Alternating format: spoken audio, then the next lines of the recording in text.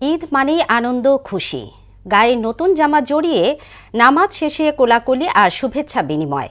খাবারের তালিকায় সেমাই, ফিরনি, মাংস, পোলাও সহ হরেক রকমের পদের সমারোহ।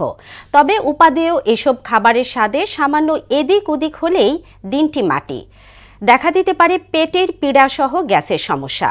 চৈত্রের গরমে ঈদে খাদ্যাভ্যাস নিয়ে সতর্ক থাকার পরামর্শ দিলেন পুষ্টিবিদ তাসনৌভা আহমেদ। ঈদের খাবার নিয়ে মনিরুল ইসলামের প্রতিবেদন।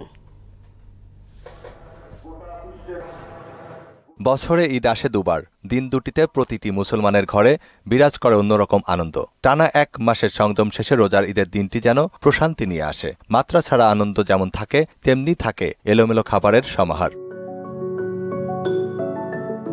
রসনাবিলাসে বাঙালির আকর্ষণ স্বভাবজাত প্রবৃত্তি।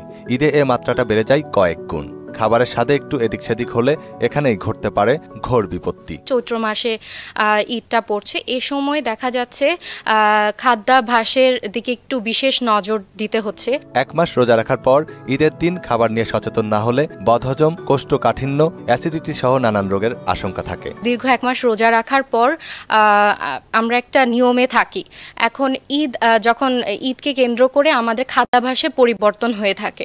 এর জন্য বিশেষ নজরদারি দেওয়া দরকার, তা না হলে শরীরের দিকে ব্যাপক ক্ষতি পড়তে পারে। সুদবিহীন ব্যাংকিংয়ে আত্মশুদ্ধির পথ এনআরবিসি ব্যাংকের ইসলামিক ব্যাংকিং আল আমিন। ঈদের দিন সকালে হালকা খাবার গ্রহণ করা উচিত। চাল, গুড় আর দুধের ফিরনির পাশাপাশি প্রোটিন সমৃদ্ধ খাবার খাওয়াই উত্তম।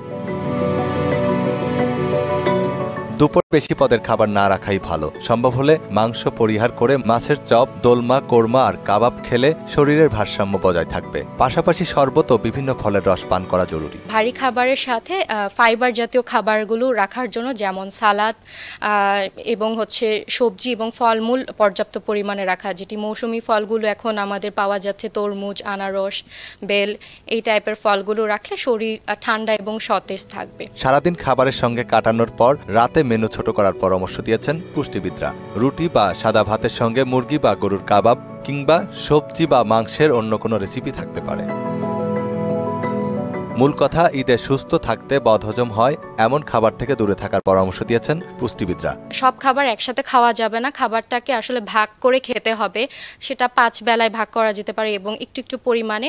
এবং অ্যাক্টিভিটির যে কথাটা বলবো, 40 মিনিট বা 30 মিনিট হাঁটার অভ্যাসটা রাখতে হবে। মনিরুল ইসলাম, মোহনা সংবাদ, ঢাকা।